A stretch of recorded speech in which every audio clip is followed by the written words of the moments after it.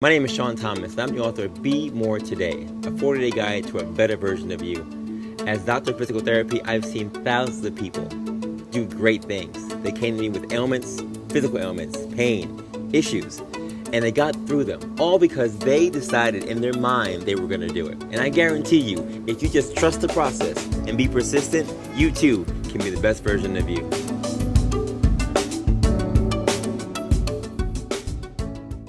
Welcome to the Be More Today show. Don't forget to like and subscribe to our show today. Now, let's hear it from our host, Dr. Sean Thomas. What's going on, folks? What's going on? It's your boy here, Dr. Sean Thomas, back in the building with the Be More Today show. We are back in the building. And folks, it's been a minute. I'm not going to lie to you. I've been everywhere, but I am happy to be here with you on the Be More Today show. We are rocking out, still here in season number 7 and having such a great time this year as we continue to nix and fix in 2026. It's been a great year so far now here in the month of May. And I just got to say that I enjoy connecting with you. Be More Today show has been a movement for the last 7 years, from my first book being out there, Be More Today, to my second book, Project More, to our Steps to Greatness Challenge, which concludes actually this coming week. We've been doing some great things out there, and I want to just say thank you for being a part of the movement, being a part of this safe space. It's been a blessing and an honor to be your host and your CEO for Be More Today. And as always, if you want to be a part of the movement, check us out on Instagram, on Facebook, BeMoreToday.show. Your boy here, Dr. Sean Thomas, and Be More Today PT for all things related to Be More Today. Check us out. You will never, ever be disappointed. The show now is heard in over 100 countries, 101 countries to be exact, with over 79,000 downloads. Again, thanks to your love and support, the show continues to grow. And big shout out always to our sponsors, Spy Belt, the best running belt in the business. Kim and her team does a great job. I was actually in Texas a couple of days ago and had a chance to connect with Kim on the phone. We connected nonetheless. So her team is great, always putting out great gear out there. For more information on Spy Belt and the great running belts, check out spybelt.com for all your running belt needs.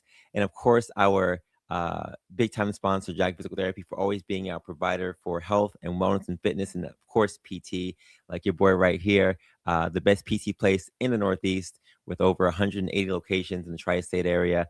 If you're looking for more things to do to get back to the life that you love, check out www.jagpt.com and find a location close to you to get in back to the life that you love. And our monthly patrons, as always, thank you for supporting the show. It never, ever, ever goes unnoticed.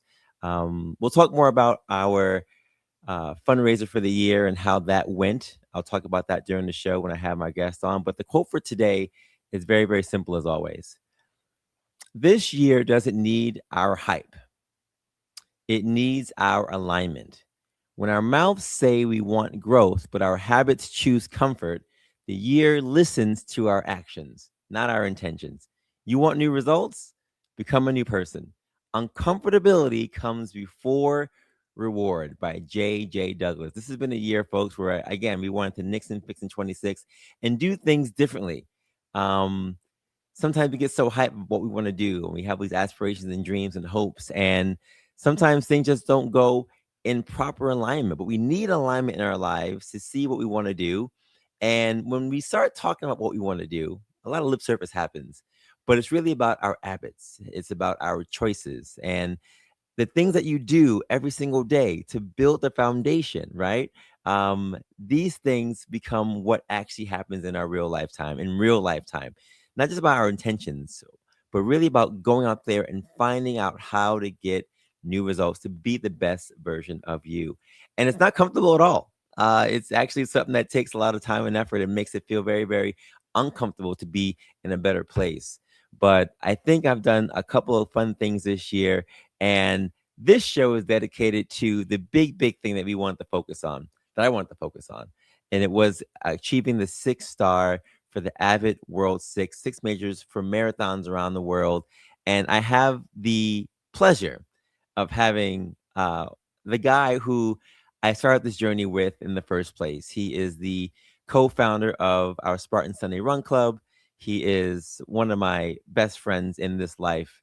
And he is also, just like me, one of the latest finishers of the Boston Marathon. So, without further ado, ladies and gentlemen, boys and girls, pets included, please welcome to the stage my boy and another Boston Marathoner and another 6-star finisher, my guy, Ismael Torres. Ismael, Wepa Torres. What is going on, bro?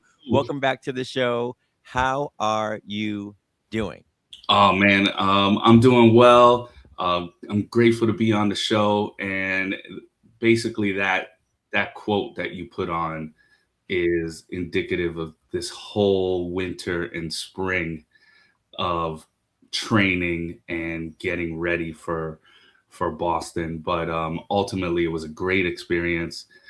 It was a great time, and look what we got out of it. We got this nice, Ooh, do they yeah. even know? Do they even Yeah, know what this is? yes, they don't know. And for those who saw our Instagram, it was a two-plate medal, so one for finishing and one for finishing. Yes, So, sir. for those who saw our Instagram and they saw your Instagram, basically, um, I kind of broke down and kind of told them what it took to kind of get there, and 8 years of all of this put together. And I'm just glad.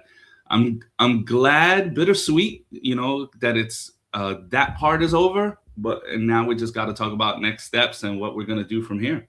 Absolutely. So, listen, for those who don't know, there are 6 majors around the world. We've run all of them: Tokyo, London, New York, Chicago, um, Berlin. And Boston was our last race that we had to do to complete the 6-star journey for the world majors around the world. These are the majors that everyone tries to get into. They're hard to get into, they're challenging. And it took us a number of years to run these races, from fundraisers around the world to uh, qualifying for races with New York Road Runners. To traveling to various places, and of course, actually running the actual marathon, and of course, training for the marathon, right? This whole thing just was like, oh, let's just do this thing. It was literally an intentional journey of putting together, yes, the hype of it, but also putting together what we need to do to prepare for our families to get there, for our friends to get there, for us to be able to be healthy enough to run these things, and of course, then to actually do the thing. And we did it, bro. We did this thing, and it was uncomfortable, but we got to the point where we had the reward that we were looking for. And I just want to say, Ish, it's been a journey, but it's been a great journey rocking out with you. And I brought you on the show today because I really want to talk about the experience for Boston, and then just the experience of this marathon journey in general. Because you and I were able to go to this amazing event that happened before the marathon called the Black Unicorn experience. That's what I call it, because it was an experience nonetheless. But what were your thoughts on that? Just share with listeners what that was like for you, and why it was so special to be a part of that ceremony that happened 2 days before the Boston Marathon. So Black Unicorn experience was a very profounding experience. It was near and dear to my heart. It's also the only experience out of all of the majors that I've seen that kind of brings all BIPOC runners together, runners of our skin tone and our like, together to celebrate the fact that you're going to conquer this obstacle, which is Spartan Sunday's theme. We conquer obstacles. And, to kind of see that, and, it was like a commencement. It was a commencement. It was a church service. It was like a blessing before the run. No matter what faith you're in, there's kind of like a go forth and, conquer this thing or take on this thing. Yeah. A knighting, Yeah. before you go. Hopefully you come back.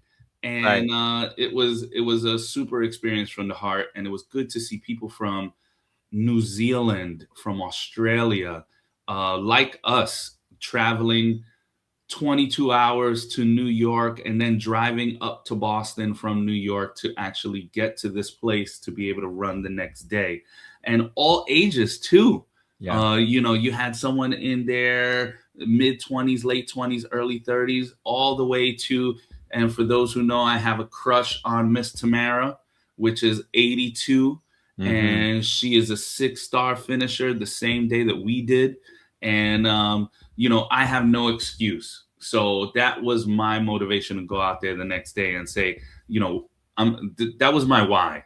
She was my why. If she could do this, I can do this. Yeah, and it was amazing. I mean, we saw the winner from the LA Marathon was there. He gave a little speech, a little charge for us there, and there was so many other people who have run Boston. We were sitting there excited because we're doing it our first time, but there were so many multiple Boston runners out there who've just Yes. done Boston a number of times. People who've done over 100 marathons around the world, and just showcasing the legacy that goes with running, and the legacy that pioneers like Ted Corbett and others have done to really open up the doors for Black and brown people to go out there and to be in these spaces that were predominantly not people of color running these races, right? Not even spaces where, talking about Boston, not even spaces where females were allowed to run in Right. certain places. So for me, it was a very full circle moment. Going to school at Brown in New England, going to high school in New England also, and then coming back to New England for this my last race, as I continue to say. It was very, very cathartic for me, just looking at all of the people that I've met along the way, and then seeing this ceremony of people who have had their own journeys, the people that they shared with and who they're running for. And like you said, grandma who was 80 whatever years old out here doing her thing. It's just really another chance to see, look, we are great people that do great things as people of color, but also no matter what color you are, there are no excuses. And Zero. as humbling as the marathon is, and as crazy as you said the winter was, I think it was really, really great just to be able to have that moment to share with others about our love for, as crazy as this is, this marathon journey. Yeah, no. It was great to see the multiple generations doing this. It was great to see the I don't want to say passing of the torch, but yeah, you could say that, like the passing of, this is your first Boston, I've done it 8 times, Yeah. kind of thing. And to be able to be the first 2 Spartans to do that, we're ushering in hopefully a group of Spartans that we will now be cheering for. Yeah. And we're able to kind of tell them the journey. I mean, most of them have been on it with us, but there are some that are about to complete it either next year or the year after. They could look to us as kind of like the guides on how to do that. And Black Unicorn Marathoners is a must do on the Boston Marathon journey. Like, we will make sure you're there for that experience, because once you do that, if you want to say primed and ready to go marathon, that's your hype. That's your hype moment. Absolutely. Let's talk about the marathon. Now, the marathon, Boston, it's been something that you and I talked about for a number of years, and we trained for it many times, and we did not hit the qualifying marks. And every year the qualifying marks kept changing. We kept getting faster, and the marks kept going up. And it almost seemed, and I don't know how it felt for you, it almost seemed like it was going to be an impossible feat for us to ever really run Boston, and for us to really go through this journey to get these stars. We both had 5 stars, and we were like, you know what? How are we going to get this 6? We're going to figure it out.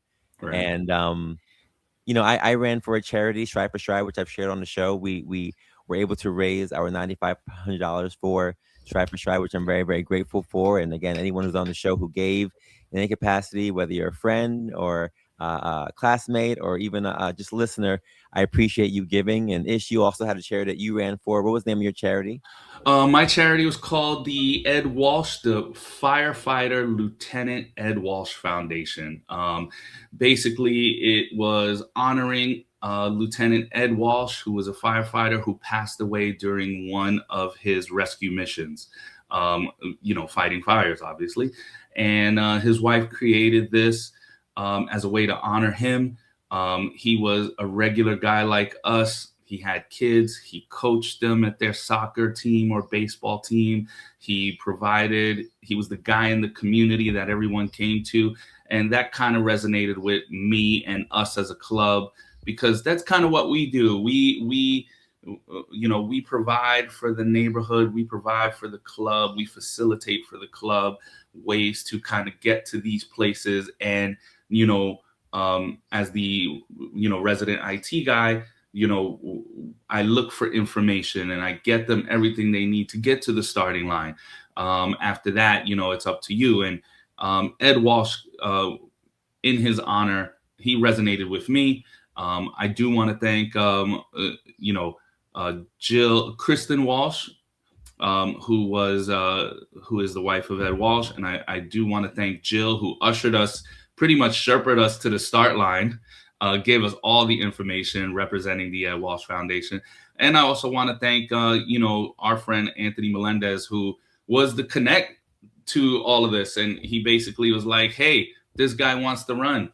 This guy, you're the foundation. Let's put it together. And I just want to thank everybody for providing me that opportunity. I still had to go through the process, like I'm sure you did, of applying, talking about why I want to do this, raising the money, asking people, and promoting the cause. But it's, for those who don't know, the Boston Marathon is like a college application. Your why has to be very, very, very important, and it must resonate with whatever charity you're going to do. You can't just say, hey, I'm giving you money. That should be enough. That's never enough. You have to embody exactly what you're representing. And it was great to have the Ed Walsh Foundation to support and contribute to. That's awesome. Yeah, Boston, for having so many limited numbers of runners, for under 30,000 runners, raises a lot of money from fundraising. And I think one of the great things that I learned during this time, and again, shout out to Tom and the Strive for Stride team, is that it's really an honor to run in general, but it's even more of an honor to run for a cause. Mm-hmm. And just knowing that I had a whole bunch of strangers at mile 25 from Strive for Stride who were going to be cheering for me, and I had a chance to actually see them for the first time.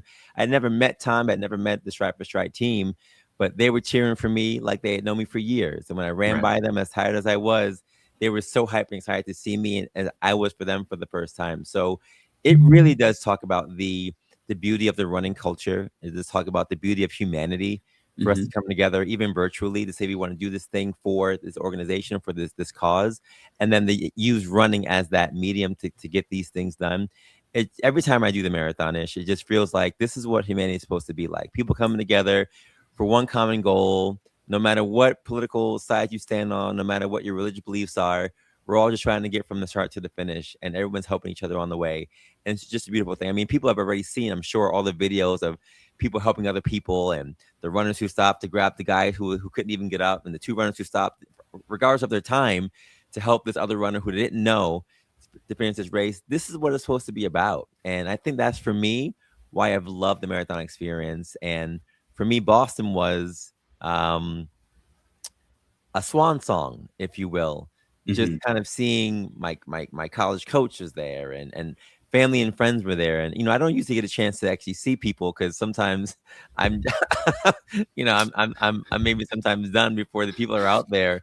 But it was great to be able to stop and say hi to Hector from Dragons, and my wife, and my daughter, and all of our Spartans who were on the course. I really, really enjoyed the experience. Yeah, let's clarify some things. This is Sean's swan song of the marathon. Yeah. All right. This is not his swan song of everything. Okay. So, Sean will still be doing 5Ks and 10Ks.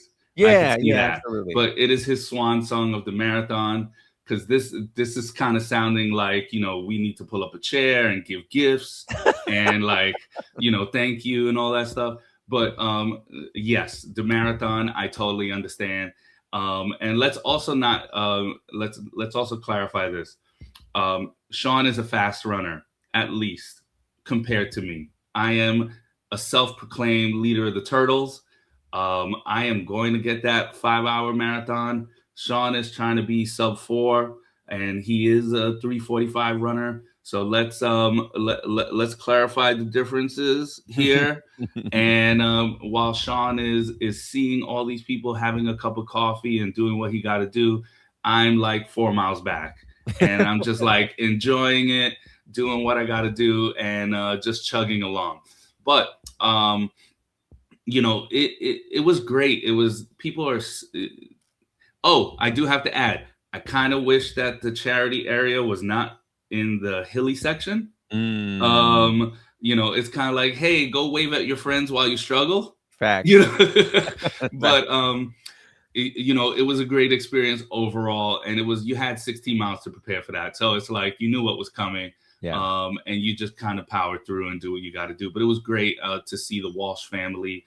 I believe it was mile 19 or 20 going Mhm. up Heartbreak Hill, Oh, like let's talk going about up, and that. it's like, oh my God, I'm struggling, but hey, thank you for your services. Yeah. But it was an amazing experience. When they tell you Boston is net downhill, yes, it is, but it is, the best way I could describe it is a roller coaster. Hmm. Literally, you're going basically like this the whole time. Yeah. And I think someone said it was the hardest of the majors.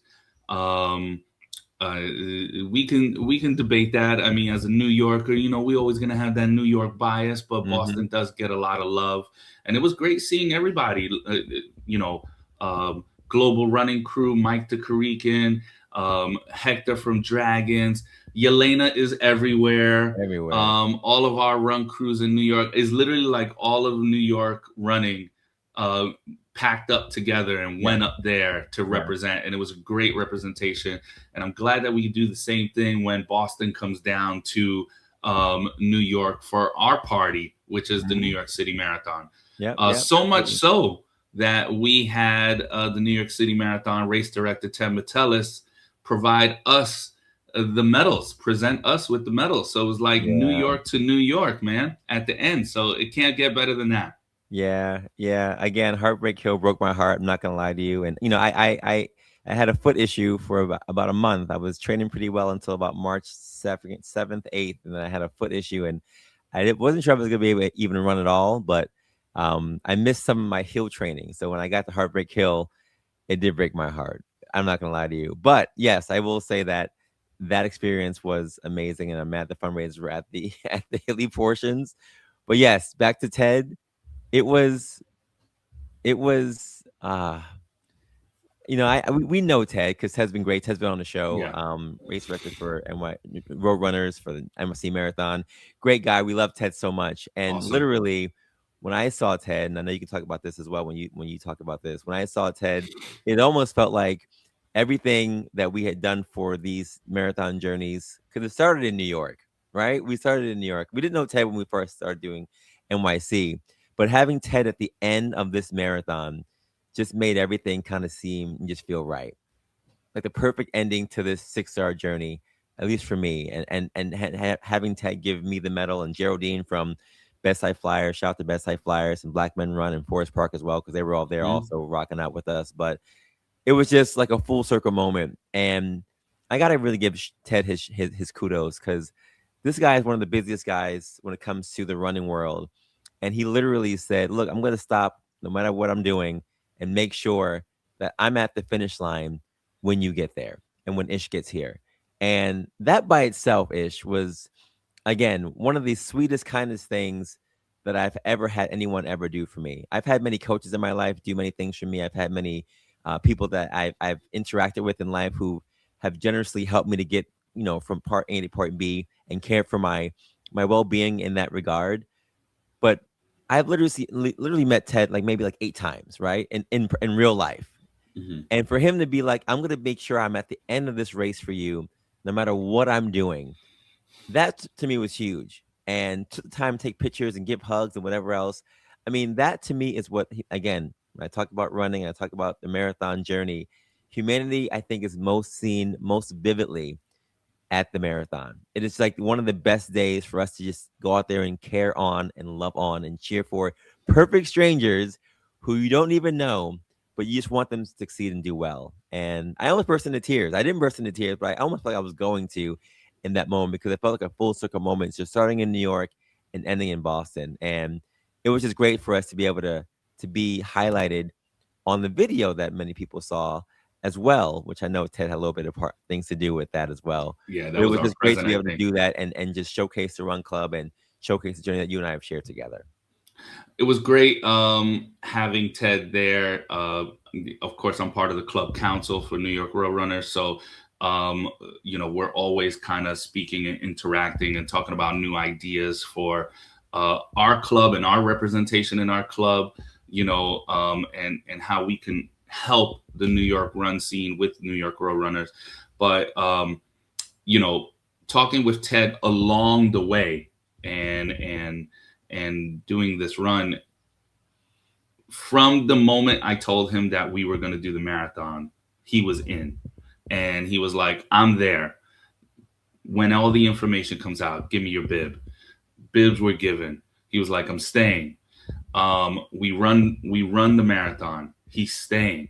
Once again, like a recap, I'm not as fast as you, so he stood for me, you know.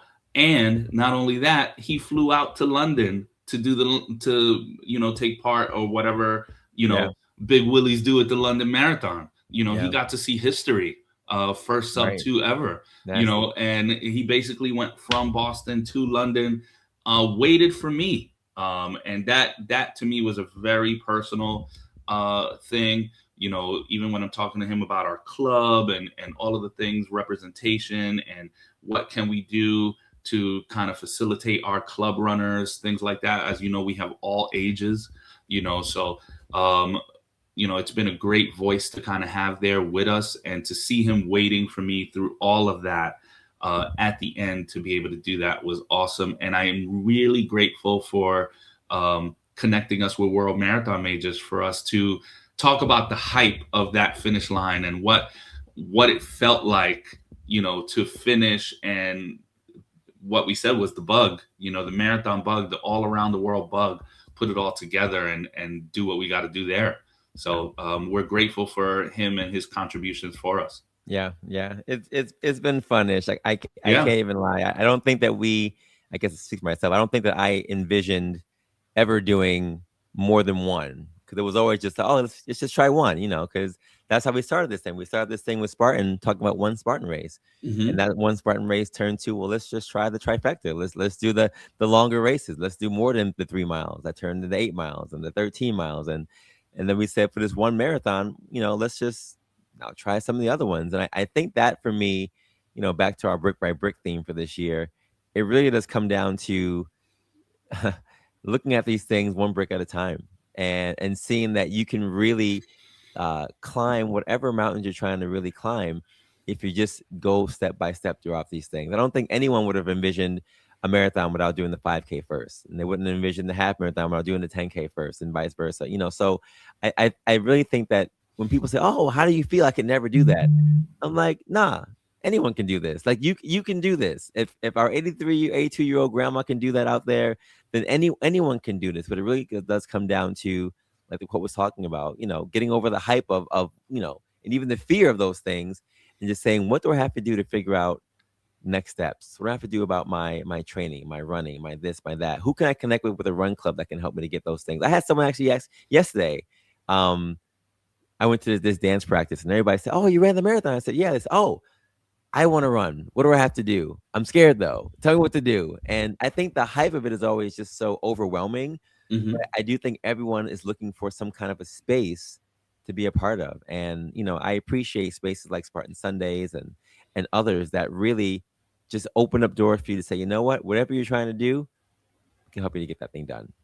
Yeah, and your quote about alignment actually really does play into this thing, because the alignment comes from all different factors. Alignment, brick by brick, right? So it's like, you can put it in other ways. You need to have that brick of your family being in there. You need to have that brick of your club. You need to have that brick of, the marathon, the goal that you want to achieve. And then you have to put that concrete in between, to kind of lay it up and do what you got to do. At the end of the day, once you build that foundation that everybody's aligned with, you just follow the plan that you make up. And you set a great example as our co-founder and coach, of just saying, "Hey, here's the plan I'm doing. You guys are on or off," you know. And we didn't have to. We did our best to follow the plan, you know, but we followed the plan. Hmm. right? And that's what matters, even with these snowstorms and sub-zero weather. Yeah. I tell everybody, like, looking out the window at the Dwayne Reed across the street from my gym and kind of saying, oh, that guy went in 15 minutes ago, he's back out, I wonder what he got. Did he get Yeah. a prescription? Did he have a headache? Did he get cleaning products? Right. Just to kind of get the time flying by. you know Yeah. that monotony is a brick that you're laying into getting to the goal. And if you build the foundation well enough, you'll be able to start that marathon and get to that finish line and be able to go through the middle stages, because it's the middle stages of that marathon, of any marathon, that actually allow you to question your why am I Yeah. doing this. I'm halfway, I don't have to do it. Yeah. Boston teases you, you have a train literally on your left side the whole time. That's And true. it's like that that purple line sounds good right now.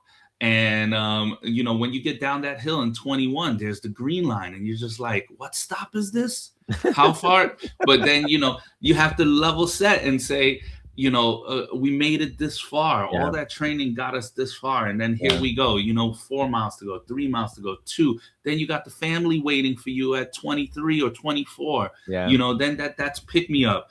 And as you guys saw in my video, I hug everybody. I'm going to PR and I have to keep running.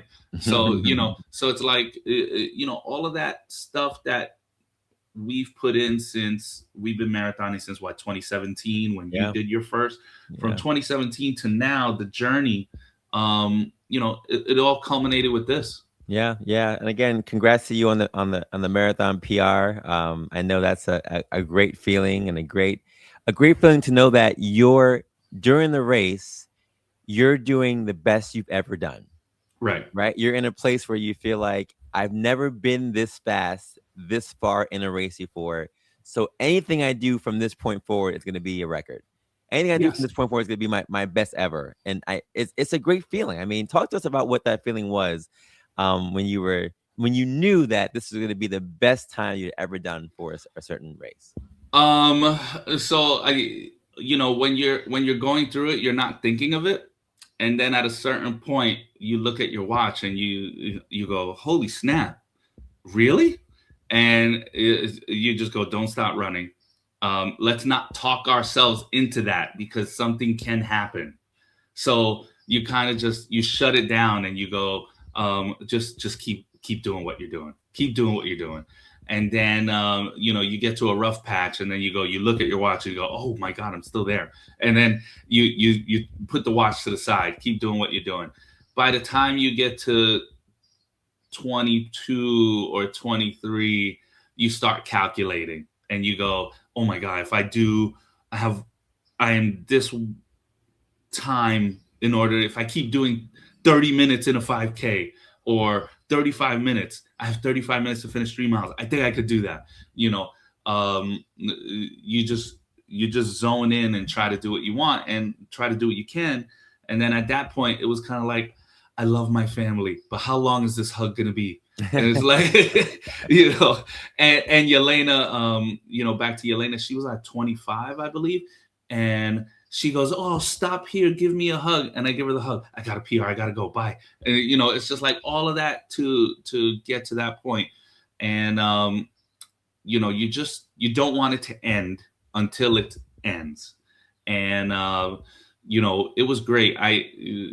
There's stuff I could talk about, not here, of how I could have done better. And I just feel that when you're running your race, you don't think about, and I'm all for one for no Spartan left behind, and everybody knows that I'm all about that. But this one was for me, and it was great to kind of see. It wasn't a difference, but you can see, like, when you're not, when you're just focused and you're just like, is she doing okay? Is she doing okay? You don't have to think about those things. What difference it makes. Yeah. Listen, I always been saying, yo, just when are you gonna actually run your race, Ish? When are you gonna actually run your race? And I'm glad. I'm glad that this was the race where it was just you focusing on you. It was just you versus you on the road. And I had that experience for myself when I was in Berlin. I did the Berlin Marathon by myself, solo. I didn't stop saying hi to anybody. I was just locked in from beginning to end. That was my 3:42 race. And, for this Boston race, I knew just training wise with the weather and my foot, I was like, there's not going to be a PR experience happening, but I wanted to be at least close to my best as possible. And, I appreciated, stopping and giving hugs and daps to everybody, because that was, again, the memories I wanted to have with my daughter, and to let them know that, look, I'm not gonna have you be out here for hours and me just give you a dap. I gotta say hi and stop and say what's going on. But again, you being in that space, I think it's for anyone who is in a space where you're doing the best you've ever done. Again, it goes back to the hard work and dedication that goes into just trusting the training and trusting that whatever you're doing on December 15th is going to carry over into the April 20th day. I think it's such a, the marathon is such a crazy thing, because you're literally training for months on end, weeks at a time, for things that are going to happen on this one day at this one time, for this 4, 3, 2, now less than 2 or 5 hour journey, right?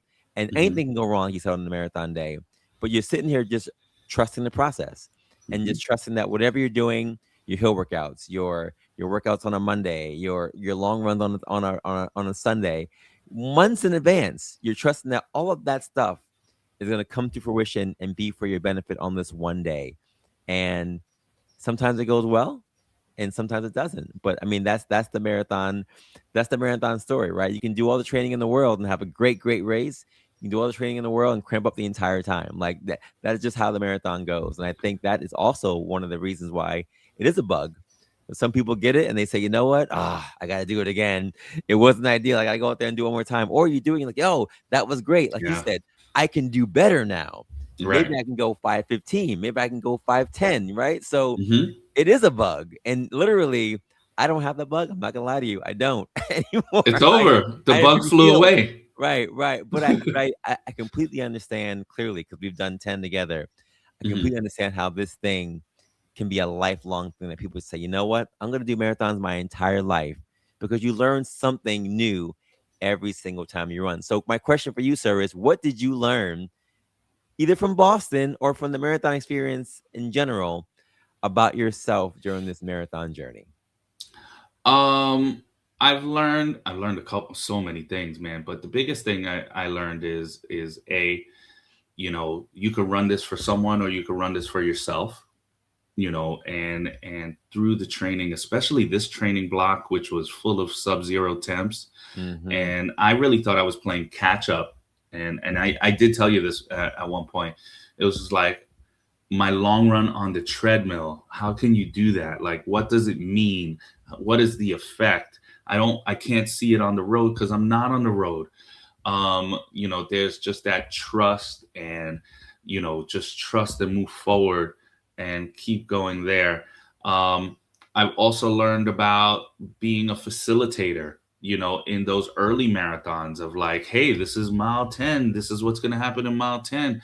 This is what's going to happen in mile 11. And being the Sherpa who kind of ushers people to the finish line, and seeing people achieve something that they never thought that they would be able to achieve, going from that to say, hey, now it's my time, to that transition during this marathon block of, this is my time. And you and I, going back on text about, hey, you're behind, you're ahead, you need to analyze your runs and all that stuff. And I didn't think I was going to PR. I thought I was going to do 6 hours. I really thought I was going to do 6 hours. It was like, I'm going to get there. And you probably heard me, celebratory run, guys. This is just the celebration. We're gonna we're just gonna take it in and hope for the best. And it just ended up that the best was there. But 2 more things I learned: the marathon owes you nothing. Zero. It owes you zero. And I read that. I think shout out to, I think his author's name is Peter Bronca. The marathon owes you nothing. Yeah. And here's the 26 miles. What do you do with it? And to be able to experience 26 miles 10 times and the differences of each one and the nuances of each one is comparative to life, the nuances of life. We didn't have kids when we started this journey, or we had newborns, Mm-hmm. and now they're 10 years old and they're seeing our dads go through the cycle of going through this. And um, it's just a metamorphosis, if you want to call it that, or just a transition of all of it. We've gotten older through this whole thing. Mm-hmm. I remember when we did that first New York, and it was like, I could do this anytime now. Mm-hmm. And now, I'm 46 now, and we're doing this Boston Marathon. It's like, oh man, I can't push those splits like I used to, or the training has to be different or more precise, Yeah. with no flexibility. You really have to do it, as opposed to back then. You can do a long run, go have wings, and everything's great. Mm-hmm. All of that put together. So it's just nuances, all of those things put together. At the end of the day, the marathon still owes you nothing. You still need to run it. All the preparation, your day could go amazing as it did, or your day could go to other places, which I won't mention here. Yeah. No, but I agree with you. I think those are all good tips and good things that you learned. I think I learned that, um, like you said, getting older is challenging, and I think pivoting in that space is crucial. So you're not expecting to go out there and run. So in high school I ran my 5K 17:04, right? I'm not expecting to Mhm. go out there and run 17:04 5K ever again. It's just not going to happen. Although some people at our ages are doing those things, I just know for me at this juncture that's not happening, right? For a number of reasons, from my knee injuries and surgeries to other foot problems. The time I've it takes. yeah, the time it takes to put in those things. I've just seen my body slowly change over time, and I think that adapting to the changes in that, especially for running, which is so um, heavy on the joints, especially for my knees and whatnot. I had to pivot to softer surfaces. I did more track stuff than usual. I did more running on grasses than usual. I did more treadmill even than usual with the weather. So being able to adapt was challenging, but um, learning how to maintain as we get older has also been challenging. Just being able to say that I can't go out there and eat whatever I want to eat anymore, and I can't go out there and run on no sleep. I have to get sleep. That's been the biggest thing for me. I said I Yeah. have to really just shut my body down and just go to sleep and not worry that, back in the day we wake up 4 o'clock in the morning, do long runs, whatever else, and no problem. I didn't do any early morning runs this training block, just Hmm. partially because of the snow, because we couldn't, but it's because I didn't have that drive. I didn't have that push that I had years ago. So I had to modify and do runs during the day. I had to modify and do runs even at night because I Hmm. just wasn't in that space and I wasn't motivated enough to be able to do that. But I was motivated enough to do it, just not to do it at that time. So I did find myself shifting, and part of me almost felt like I was slacking in a regard, but it Yeah. wasn't really slacking. It was just like it was a shift. It was an honest, realistic shift in trying to do this thing that we don't have to do, like you said, like at mile Hmm. whatever, Heartbreak Hill, right? At Heartbreak Hill, I was like, I don't have to be here. I don't have to do this at all. I'm choosing to do this, and I can stop at any time, but I don't want to be here right now. There was a moment where I was saying, why am I doing this? But then I thought about, our families and our kids and the people who we raise money for, the people who donated to us and gave us to say, you know what? The cause you're running for is great. I salute you. I support you. Yeah. Go represent us, right? All those things kind of flash back and say, well, I have to do it for them. So, I think that um, I've learned so many things from running over the 35 years I've run. I started running when I was 10 years old, my first race. And, looking at every coach who told me to do anything from keeping my head down to how to have my ankles, like all those things kind of came back to me during this run. Hmm. Anything that everyone's ever poured into me running wise, or even any coach, right? Any of those things came back to me during this run. And I took from every single coach and every single person something that allowed me to be able to get through these 10 marathons. without any major injuries, and within like a seemingly realistic time. I think my average time, based on whatever they said, was like just under 4. It was 3:58 for all the average marathon times for the 6 majors. So Right. that amount of consistency for me is like dope, because it puts together all the things I've ever learned ever about running. And again, I wasn't a runner in school. I was a jumper. I did high jump, Right. triple jump. So when my coach texted me and said, "Yo, congrats, 6-star triple jumper," I was like, "Yeah, you're right. I wasn't supposed to be out here running 26 miles. Like, that's not what I was supposed to be doing." But from watching the marathon with my dad as a kid to, doing these 10 marathons with you, it's been a real full circle experience. So I've learned so many things, but those are some of the things that I've learned. Yeah, and credit to our families for providing us the time to basically say, hey, babe, your wife, my wife, to say, Yeah. hey, babe, you got this. I got to go do a long run. Getting the side eyes and all that stuff. I mean, let's just keep it real. I mean, it wasn't easy, waking up at 4 a.m. because you have to make your schedule, right? Yeah. Your schedule doesn't change. But one of the things that you were saying was really good. Like, think about it. You've grown up in this thing, right? Your pops was a prominent runner in the industry.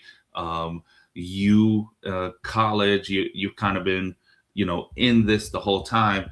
Uh, us Puerto Ricans don't be running. We learn baseball. Right. We learn whatever. And I'm sorry for the generalization, but I'm just being an honest guy here, right? I play basketball. Baseball wasn't my forte. My dad grew up as a caddy, a golf caddy in Puerto Rico. Shout out to Pops.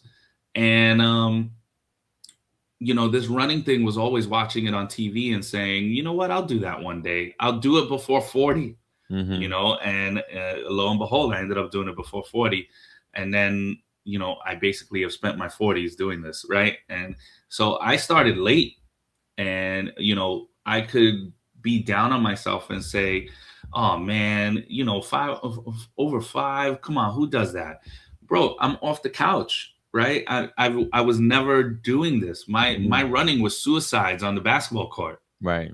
Right, so to be able to go from there to now doing 26 miles, that whole journey has come full circle. And in your case, you're seeing your high school track, college coaches on the course. Like, it was definitely like memory lane. Yeah. So special shout out for them, because you have this mental Rolodex of everything that you learned, that you're able to pour into the club, right? Yeah. And it's kind of like, I don't want to say we're your guinea pigs, but kind of are. It's like, hey, I learned this 10 years ago. Let's try it here. Yeah. And we're experienced this breadth of knowledge that you've had, that you've been able to kind of take from them, pour into us, and make us runners of any type, right? Because that wasn't our thing when we first started Spartan. We were doing Spartan races. We were getting dirty. We were getting climbing walls, Mm-hmm. and doing all these things. We were learning to work together, Mm-hmm. right? Putting a hand out and helping that person get over the hump. Mm-hmm. It's still the same way, but it's evolved into something that's in concrete and not in the dirt. Facts. So, putting all of that into perspective, I mean, it's been a great journey. It continues in a different form. We're now ushering in the next marathoners. I won't name names, but they know who they are, that are preparing for Boston based on what we've done, and we hope that we've given you a good baseline to kind of start with. Yeah. So the infamous question that everyone's always asking is, "Oh man, you guys did the marathon! Congratulations! What's next?" And I'm always like, "What's next? Slow down. We just did what are you asking?" But the question is poignant. What is next? What is next for you, sir? Now that you've done the 6 world majors, we got the medal that we've been trying to get forever, right? We have that thing now. We have that thing now. So what is next on the docket for you? I'm enjoying this right now. I don't have a next, but just back to the facilitating, back to giving the information that we learned along the way, and back to going forward. I would say the immediate next, and I don't know if this is a first, but we're doing High Rocks next month. Spartans take over High Rocks. It's not dirty, but it's hard. And we got to get over obstacles, just different ones. So Spartans take over High Rocks. I personally will not have my shirt off for those who are coming to see me. There will be no shirt exposed. All right. I will have a Spartan shirt on. Just letting you guys know. This is for your health that shirt is still on. But at the same time, trying new things, trying new obstacles that we can conquer. And, our team is thankful to Jag. We have Spartan Garoff. We have Spartan Marquise of Coach Keese. We have Anthony be in that team. And then you have your own team with yourself and I think just Spartan Eugene, right? So it's just a 2. I have a 4 relay team. There are a couple other Spartans going in. Cliff, who is a recent marathon graduate. He'll be doing his High Rocks. So we'll be invading the High Rocks on the west side behind Javits Center in about 30 days. Yeah. So that's pretty much the immediate next. And let's see who else wants to join us in this thing. No, I'm excited for High Rocks. That is definitely next. I mean, this is a whole year of newness, right? Boston was new. Abbott 6 having that done is new. High Rocks is new stuff. So it's been a year filled with new experiences, and I think it's good. Yes, sir. I think it's good. That's the big pivot for me.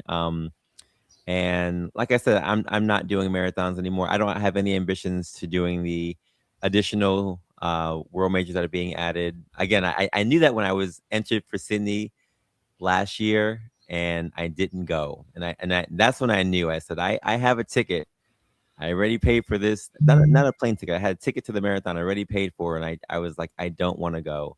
And I think that's for me when I realized, okay, I've lost this drive to do anything more than that. So that's why I know, for me, the 6 was always the goal, and I'm good with that. But like you said, I'll still do some 5s, Ks, and we have team championships in July. So I'm definitely gonna do that for our big barbecue with all the run clubs and those kind of communal activities I will continue to do because I love those things. But I think me being back in the marathon mindset, just based on, how these knees are feeling. And I know what happens later on with these things with life, because I see it every day with my patients.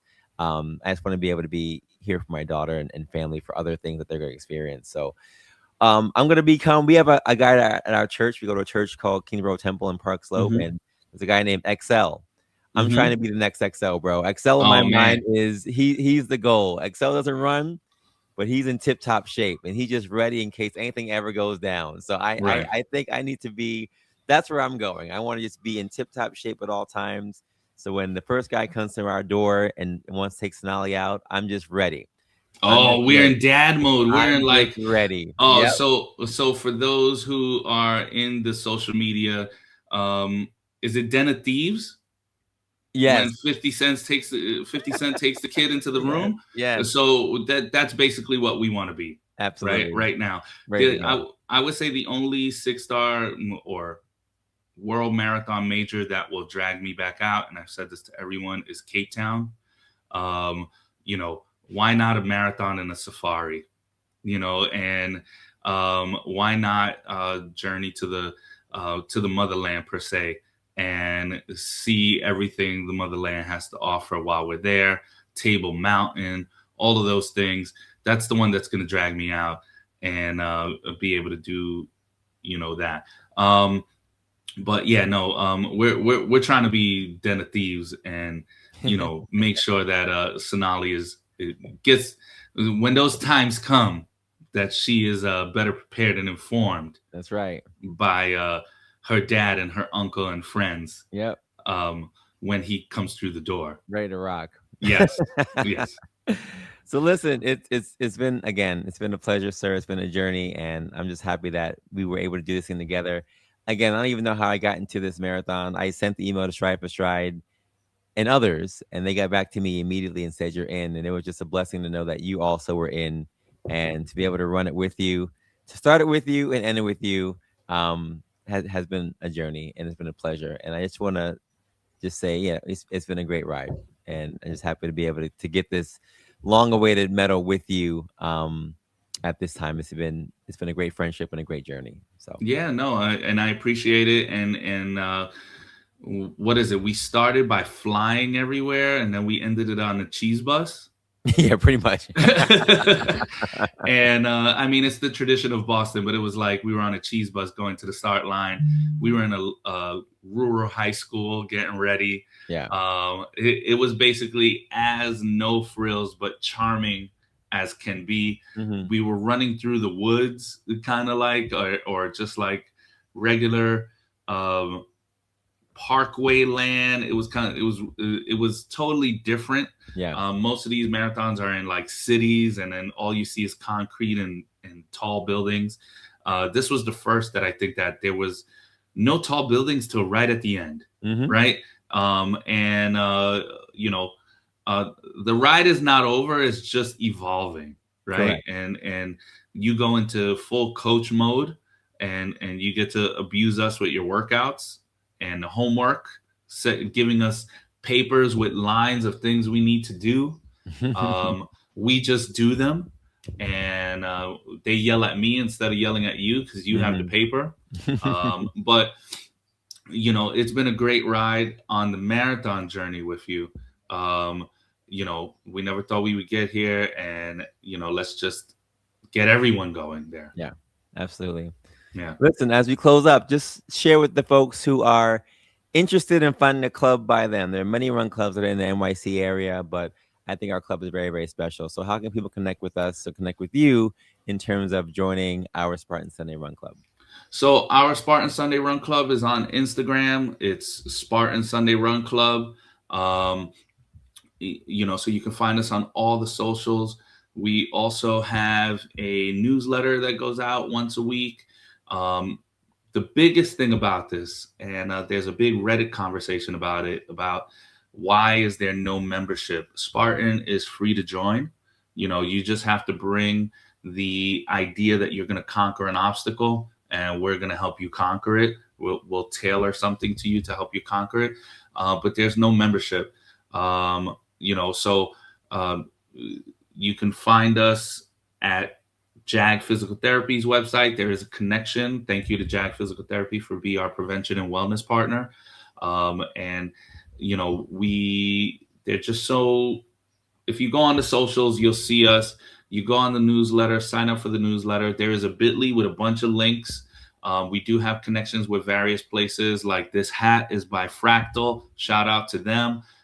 We do have a website with the feed for all our nutrition. We also have our JAG Physical Therapy partnership, and we continue to grow. So find us on the socials. I will send out anything after this when it comes out, and we'll make the connection. Awesome. Ish, thanks for being on the show, man. It's been a pleasure having you on again, and just chopping it up about our Boston experience, our Avid 6 journey, marathoning in general, world majors, family, all that kind of stuff. It's been great. And I'm excited for you. And as you continue to run marathons, I'm excited for you. But I'm also excited for us to continue to do new things like High Rocks and other things in the future. So it's been a pleasure, sir. I salute you. Yeah, awesome. Same for you, man. It's been a pleasure. Let's keep it going. Now it's time to get everybody on board. Yes, sir. Yes, sir. Until then, I will see you soon, bro. All right, bro, man. Have a good one. All right, Thanks for having me on. Yes, sir. Ismael, that's my guy. We've done so many great things together. And as you saw from his journey, even our journey together, the marathon owes you nothing. But the time you put into this thing is great. And it's the same thing that we apply to life. Just like the quote says, this year does not need our hype. It needs our alignment. When our mouths say we want growth, but our habits choose comfort, the year listens to our actions, not our intentions. You want new results? Become a new person. Uncomfortability comes before reward. And we showed you many rewards, folks. We showed you many rewards, right? The Avid 6 reward, the Boston Marathon Medal Reward, the Black Unicorns Reward. These are all rewards that we got. You put a lot of hard work into these things. And I just challenge you, and I hope that we inspired you to go out there and to hit your own obstacles, to take your life brick by brick, to go out there and figure out what you want to do to be great. Forget the hype. Think about your intentions. Align yourself with something this year as we nix and fix in 26. And it's only May. 26 is still here. There's plenty of time to go out there and for you also to be the best version of you. So we salute you. Let's have a great month of May. And for those of you who are out there with the Step Challenge, let's finish the challenge up on a good foot, on a good note. And I'll see you next time on the Be More Today show. Peace.